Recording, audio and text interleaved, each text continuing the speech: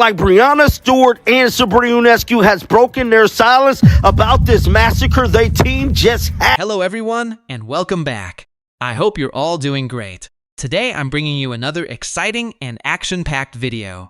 If you're a fan of the WNBA, Caitlin Clark, and the latest basketball updates, make sure to stay with us until the very end because you won't want to miss today's story. So, without wasting any more time, let's get started. The Indiana Fever dominated the New York Liberty with a commanding 108-88 victory. What began as a competitive and hard-fought matchup quickly turned into a complete second-half takeover by Indiana. The Liberty's honest comments about Caitlin Clark's performance left little room for debate. Their remarks reflected their recognition of Clark's outstanding performance and the impact she had on the game. What do you think? Were you surprised by how gracious the Liberty Stars were in defeat? Or do you think they were simply being diplomatic in their post-game comments? If you appreciate this content, consider giving this video a like and subscribing to the channel. Believe it or not, more than 93% of viewers haven't subscribed yet. It's free and only takes a second, but it means the world to us. So, did you subscribe already? Great. Thank you so much for your support. Now, back to the video. Performance we saw from Caitlin Clark today against a team that started off the season 9-0, a team that is the defending champions, might have been the greatest women's basketball performance we have ever seen. That might have been the greatest showing from a WNBA player we have ever witnessed. That was spectacular. The shots she hit in this game, y'all, were something like I've never seen any other women basketball player ever come close to hitting. There are NBA superstars out there that I have not seen have a game with that. Witness greatness. Being recognized greatness by greatness. Context matters. So let us set the stage. As the reigning champions, the New York Liberty entered this game confidently positioned atop the rankings, perhaps believing they could defeat a Fever team that had been struggling without its star player. After missing 5 games due to injury, Caitlin Clark showed everyone immediately why she is the most significant player in professional basketball. 17 points, 7 assists, and enough highlights to fill a Netflix documentary. Here's the striking part, however. Sabrina, Ionescu, and Brianna Stewart did not back down or make excuses when Clark and the Fever outplayed them. What happened instead? They gave Clark the credit she deserved. Like we go on runs, they do as well. They're a great team.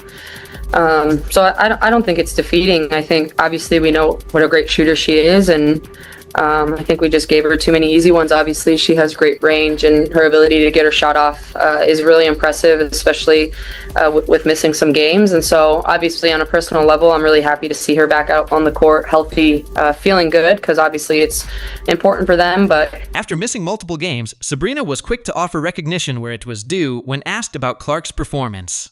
She acknowledged Clark's shooting prowess, her range, and above all, her ability to make shots despite defensive pressure. That goes beyond simple courtesy. That is recognizing exceptional talent when you see it, even when that talent just made you look unprepared on national television. But Sabrina did more than simply acknowledge Clark's abilities. She was genuinely pleased to see Clark back on the court and healthy. Personally, I'm thrilled to see her back on the court in great health, because while it's clearly important for them, I'm also happy for her. You would not say that about someone you viewed as merely an opponent. That is how you show respect for a player you recognize as truly special. Sabrina's admission that they gave Clark too many easy looks was the most revealing part of her remarks. Take a moment to consider that. One of the greatest shooters in WNBA history is saying this.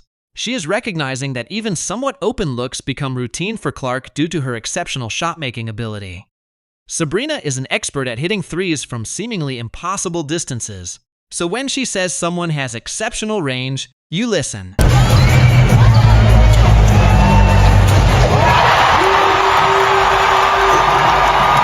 Brianna Stewart's approach took a different angle, though it was equally gracious. Stewart, one of the most accomplished players in the league with championships and MVP awards, could have easily shifted attention away from Clark's performance by citing officiating issues or team failures. Instead, she accepted the fact that a superior team had simply outplayed them on this particular evening. Action with one another. Stewie's laughing. Caitlin knows it's ridiculous. Just out there having a good time. Throughout the game, Brianna Stewart's body language sent a message. When Clark hit that logo 3, Stewart was standing nearby and actually smiled, seeming to enjoy the shot rather than expressing frustration or anger. That is the response of someone who recognizes they have just witnessed something exceptional. "We had our moments," Stewart acknowledged. We had our moments. We got back into the game. We had that run when Stewie was guarding Caitlin Clark, but then they executed well. And, we had so many breakdowns on defense, and they made shots. They really punished us on that end, making, 17 threes from 35.